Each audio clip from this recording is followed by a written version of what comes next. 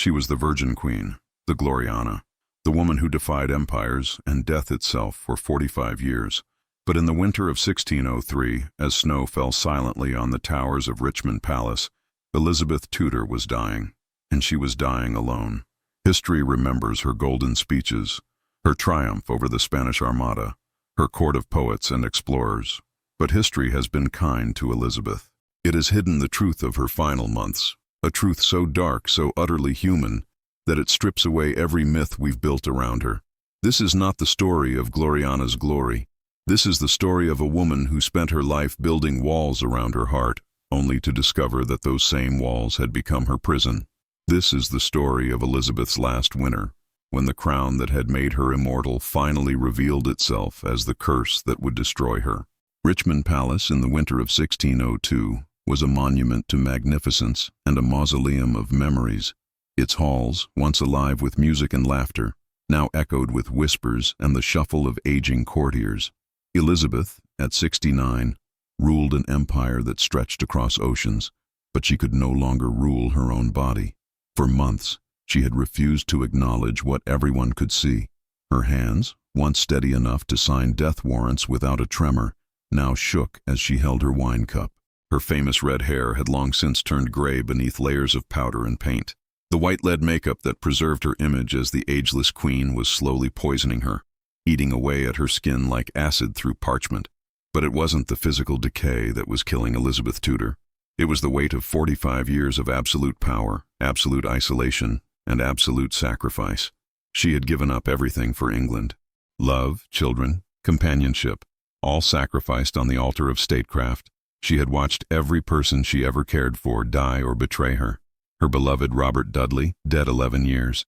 Her brilliant spy master Francis Walsingham, gone a decade. Her fierce protector Christopher Hatton, buried in the cold earth of St. Paul's. Even her greatest enemy, Mary Queen of Scots, had found peace in death while Elizabeth remained trapped in life. The courtiers who surrounded her now were strangers wearing familiar faces.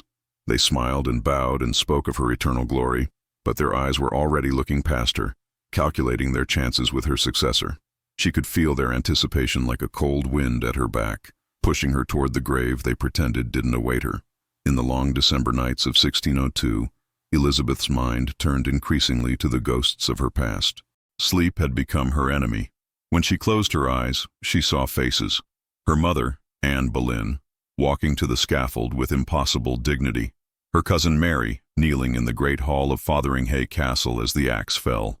Her sister Mary, dying alone and despised after 5 years of terror and blood. But perhaps the ghost that haunted her most was one the history books barely mention: Arthur Dudley, the son she might have had with Robert Dudley, hidden away in obscurity to protect both their reputations. Court gossips had whispered for decades about the mysterious young man who bore such a striking resemblance to both the Queen and her favorite. Elizabeth had never acknowledged him, never even met him officially, but she had watched from afar as he grew up believing himself a bastard nobleman's son. The price of kingship is paid in the currency of human connection, and Elizabeth had paid that price again and again. Every choice she made as queen destroyed something in her as a woman. When she chose England over love, she gained an empire but lost her heart. When she chose the crown over motherhood, she secured her dynasty but condemned herself to die childless and alone. Now, as winter deepened around Richmond Palace, she was facing the final payment on that debt.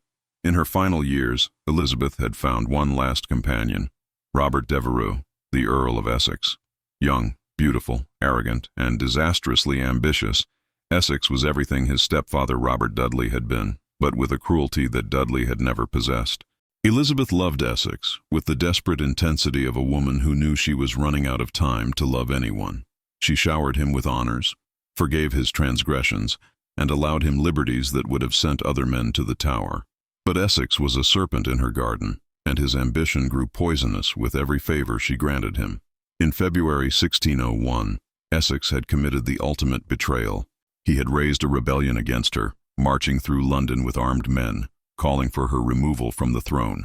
For 43 years, Elizabeth had faced down every threat with cold calculation and ruthless efficiency. But this time, the knife came from the hand she had caressed, the mouth she had favored with her smiles. The trial was swift. The sentence was death. But when the warrant was brought to Elizabeth for her signature, her hand froze over the parchment. For 3 days she held Essex's life in her trembling fingers, unable to sign, unable to refuse. The court watched in fascination and horror as their eternal queen revealed herself to be, after all, only human. When she finally signed the warrant, something broke inside Elizabeth Tudor that would never heal. She had ordered the execution of the last person on earth who had made her feel like a woman instead of a crown. Essex died on February 25, 1601, and with him died the last spark of joy in Elizabeth's heart. After Essex's death, the darkness that had always lurked at the edges of Elizabeth's world moved into the center. She stopped eating regularly, surviving on wine and small portions that would barely sustain a child. She developed an obsession with standing. For hours, sometimes days, she would remain upright, refusing to sit, as if sitting would acknowledge her mortality. Her ladies-in-waiting watched in growing terror as their mistress transformed from the glittering queen they had served into something almost spectral. She would spend entire nights staring out windows, talking to people who weren't there, her voice drifting through the palace corridors like the whisper of wind through a tomb. The ring that Robert Dudley had given her 40 years earlier, the ring she had worn every day since his death, had grown into her flesh, fused to her finger by decades of wear and the swelling of age.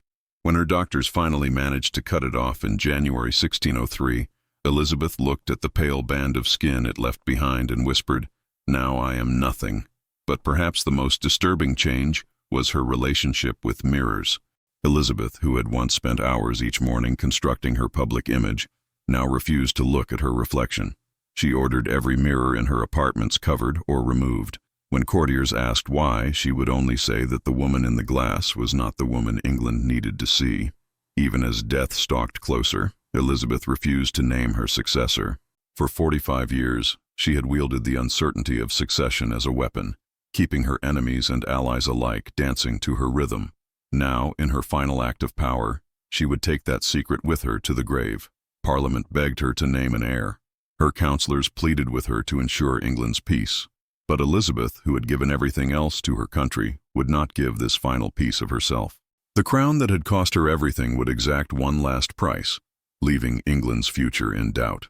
In March 1603, as London awakened to an unusually warm spring morning, Elizabeth took to her bed for the last time. She lay on cushions piled on the floor of her bedroom. She had refused a proper bed, saying that if she lay down she would never rise again.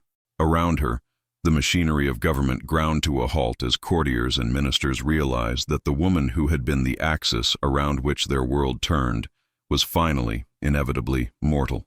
For 3 days she lay there, sometimes conscious, sometimes lost in fevered dreams, where she spoke to long-dead lovers and enemies with equal tenderness. Her final coherent words were to her old friend Charles Howard, the admiral who had helped her defeat the Spanish Armada. "I may have the body of a weak and feeble woman, but I have the heart and stomach of a king." Even dying, she was performing, giving history the quote it would remember. On March 24, 1603, at 3 o'clock in the morning, Elizabeth Tudor drew her last breath. She died as she had lived for the last 15 years of her reign, alone, surrounded by courtiers who were already calculating their positions in the new world that would dawn with the sun. Within hours, messengers were racing north to Scotland to inform James VI that he was now James I of England. The crown that Elizabeth had worn for 45 years passed to a man she had never met, the son of the woman she had executed 17 years earlier. The irony would have amused her if she had lived to see it. But in the gray dawn that followed Elizabeth's death, something remarkable happened. As news of the Queen's passing spread through London, the people who had lived their entire lives under her rule found themselves mourning not just a monarch, but an age. They had lost their mother, their protector, the woman who had stood between them and the chaos of the world. They had lost their Gloriana, and they would never see her again. Today, tourists walk through the rebuilt halls of Richmond Palace, now a collection of quaint houses and gardens. They see the beauty, the history, the romance of Tudor England. They don't see the shadows of that winter night in 1603, when a woman who had conquered the world finally surrendered to the one enemy she could never defeat, time itself. Elizabeth's story has been told 1,000 times, always with the same ending, the triumph of the Virgin Queen who sacrificed everything for England's glory. But that comfortable lie obscures a darker truth. that power is always purchased with pieces of the soul, and that even the greatest crowns become, in the end, nothing more than gilded prisons. She wanted to be remembered as Gloriana, the eternal queen who transcended human weakness. Instead, she should be remembered as she truly was, a woman who paid the ultimate price for ultimate power, who traded her humanity for immortality, and who discovered in her final moments that immortality is just another word for an eternity of solitude. The crown that made Elizabeth Tudor a legend also made her a ghost, wandering the corridors of power long after everything human in her had died. And in the end, even ghosts must learn to rest, leaving behind only the whisper of what they once were, echoing through the empty halls of history.